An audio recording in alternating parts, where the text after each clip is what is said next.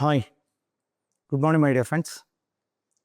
I am your Fanishwar sir, Senior Economy Faculty. My dear friends, in this session, we are going to discuss about the Group 1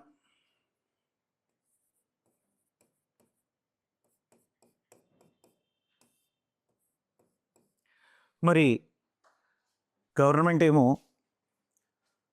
schedule release చేసింది. That is the August 15 మనకు notification వచ్చేటువంటి పరిస్థితి ఉంది. మరి అదేవిధంగా మనం చూసినట్లయితే ఇప్పటి వరకు మన సన్నద్ధత ప్రిపరేషన్ ఏంటి, మరి పోస్టులు ఉండేటువంటిది కేవలం 91 పోస్టులు ఉన్నాయి. So now 91 postings is there. 91 postings is there. మరి ఈ పోస్టింగ్స్కి ఏం చదవాలా, ఎలా చదవాలా, ఎప్పటి నుంచి చదవాలా, సో అన్నటువంటి దాన్ని మనం క్లియర్గా గుర్తుపెట్టుకుంటే, సార్ చాలామంది సార్ గ్రూప్ 1 సక్సెస్ అవ్వాలి అంటే 5 papers, paper 1, paper 2, paper 3, paper 4 and paper 5. So prelims పాటు మెయిన్స్ చదవాలి, ముందుగా మెయిన్స్ చదవాలి, మెయిన్స్ చదివిన తర్వాత ప్రిలిమ్స్. ఆ టైం ఉంది కదా, 6 months టైం ఉంది కదా, నియర్లీ దాదాపుగా 5 to 6 months టైం ఉంది మనకు. 5 నుంచి 6 months టైం ఉంది. ఇంకా పరీక్ష ప్రిలిమినరీ కంటే నోటిఫికేషన్కి నియర్లీ 5 months ఉంది. మరి ఈ 5-6 monthsలో మనం ఏం చదవాలి సార్? సో మెయిన్స్ చదివితే ఇది రైట్ టైమా? So mains is the right time or preliminary is the right time? ప్రిలిమ్స్ది ఈ టైంలో చదవాల్సింది ఏంటి అని చాలామంది నన్ను అడగడం అన్నటువంటిది జరుగుతున్నారు. గుర్తుపెట్టుకోండి ఫ్రెండ్స్, ఈ టైంలో ఏం చదవాలి, ఎలా చదవాలి అనేటువంటి స్ట్రాటజీ ఏంటంటే, ముందుగా ప్రిలిమినరీకి సంబంధించినటువంటి అంశాలను, so half of the day మీరు ప్రిలిమినరీకి సంబంధించినటువంటి అంశాలను చదవాలి అంటే డేను 2గా విభజించండి. 2గా విభజించండి. డేను 2గా విభజించండి. మరి 2గా విభజించి ఒక పార్ట్లో అంటే మొదటి భాగంలో ప్రిలిమ్స్ చదవండి. రెండవ భాగంలో రైటింగ్ ప్రాక్టీస్ చేయండి.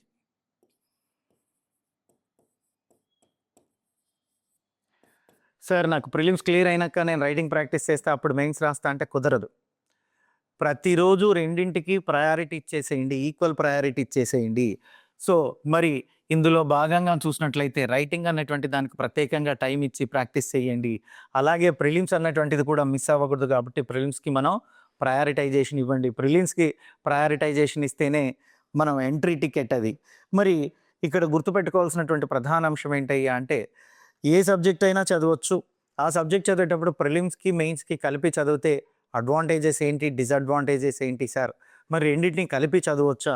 అయితే ముఖ్యంగా డేను మీరు 2 భాగాలుగా విభజించుకుంటే, సో ఈ 2 భాగాలుగా విభజించుకోవడం అన్నటువంటిది జరిగిన తర్వాత మొదటి భాగంలో మనం ప్రిలిమ్స్ గురించి చదవమంటున్నాం. The second phase is that is the written examination and written skills, that is the descriptive మోడ్లో ప్రాక్టీస్ చేయడం అంటూ జరగండి. మరి ఈ ప్రిలిమ్స్లో మీరు చూసినట్లయితే ప్రిలిమ్స్కి సంబంధించినటువంటి అంశాలన్నింటినీ 1 by 1 2 పేపర్లు ఏమేమి ఉన్నాయో ఆ పేపర్లను అనలైజ్ చేయండి. తర్వాత చూసినట్లయితే రెండో భాగంలో రైటింగ్ ప్రాక్టీస్ చేయండి. మరి రైటింగ్ ప్రాక్టీస్ చేసేటప్పుడు ప్రీవియస్ క్వశ్చన్స్కి సంబంధించి ఈ క్వశ్చన్స్ని తీసుకోండి. అంటే మీరు ఏ చాప్టర్ అయితే చదువుతారో, ఫర్ ఎగ్జాంపుల్ జాతీయ ఆదాయం అనేటువంటి చాప్టర్ చదువుతున్నారు. సో ఈ జాతీయ ఆదాయం అన్నటువంటి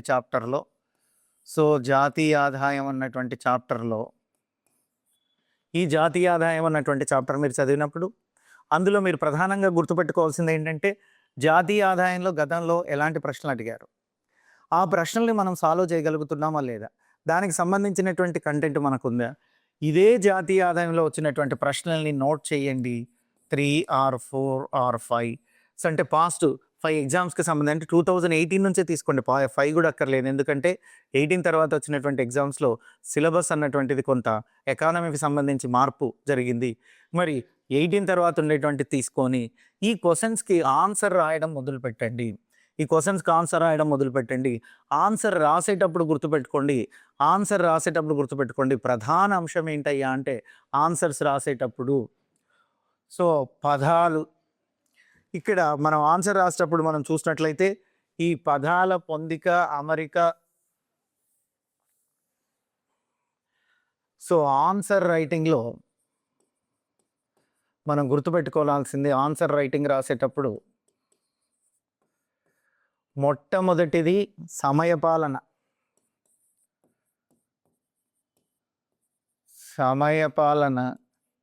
దీన్ని టైం మేనేజ్మెంట్ అంటారు.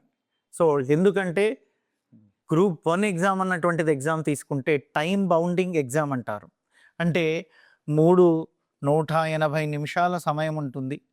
180 నిమిషాల సమయం ఉంటుంది. ఈ 180 నిమిషాల సమయంలో 15 క్వెషన్స్ ఆన్సర్ రాయాలి. 185 నిమిషాల సమయంలో 15 క్వెషన్లకు ఆన్సర్ రాయాలి. మరి ఒక్కొక్క క్వెషన్‌కి ఎన్ని వర్డ్స్ రాయాలి? 200-250 వర్డ్స్ రాయాలి. 200-250 వర్డ్స్. ఒక్కొక్క ప్రశ్నకు 200-250 వర్డ్స్ రాయాలి. దీన్ని మనం సమయపాలన అంటున్నాం. అంటే ఎంతసేపు రాయాలి? సమయపాలనలో మనం తీసుకుంటున్నటువంటిది ఎంత టైంలో రాయాలి అంటే 12 నిమిషాలలో రాయాలి. 12 నిమిషాల్లో రాయాలి.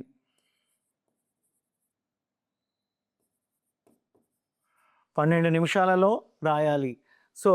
పద లిమిటేషన్ ఏమంటుందా? పదాలు పదాలు ఎన్ని రాయాలి అంటే అప్రాక్సిమేట్‌గా 200-250 పదాలలో నీ ఆన్సర్ రైటింగ్ అన్నటువంటిది ఉండాలి. 200-200 పదాలలో నీ ఆన్సర్ రైటింగ్ అన్నటువంటిది ఉండాలి. మూడవది మనం చూసినట్లయితే యాక్యురసీ అంటారు. అంటే మొదటిది ఫార్ములా ఏంటి? వేగవంతంగా ఉండాలి. వేగం పెరగాలి, వేగవంతమై ఉండాలి. అదేవిధంగా ఖచ్చితత్వమై ఉండాలి.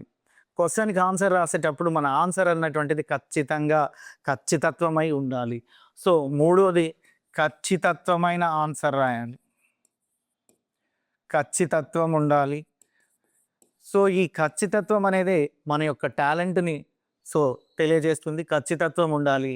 ఇక నాలుగో అంశాన్ని మనం ఆన్సర్ రైటింగ్ రాసేటప్పుడు గుర్తుపెట్టుకోవాల్సినటువంటి ప్రధాన అంశం ఏంటయ్యా అంటే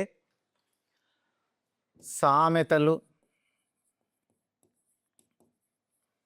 స్టేట్మెంట్స్ అంటారు. అంటే పెద్దవాళ్ళు చెప్పినటువంటి పదజాలాలు ఏవైనా ఉన్నా అంటే సామెతలు ఉన్న ప్రముఖుల వాక్యాలు ప్రముఖుల వాక్యాలున్నా అదేవిధంగా సంస్థల కొటేషన్స్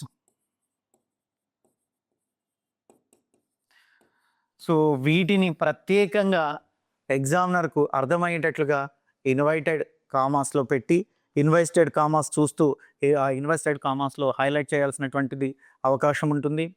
ఇక తర్వాత గుర్తుపెట్టుకోవాల్సింది ఏంటయ్యా అంటే పరిచయము. That is the 5th point. పరిచయము. ఈ పరిచయం అన్నటువంటిది భిన్నంగా ఉండాలి. That is the introduction.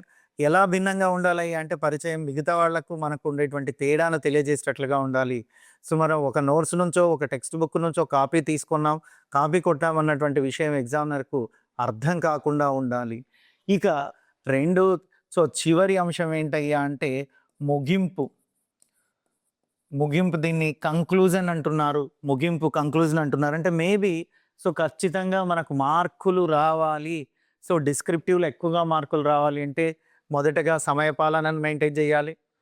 ఖచ్చితంగా సమయపాలన ఉండాలి. 12 నిమిషాల్లో క్వశ్చన్కి ఆన్సర్ రాయగలగాలి. దాన్నే వేగవంతమైనటువంటి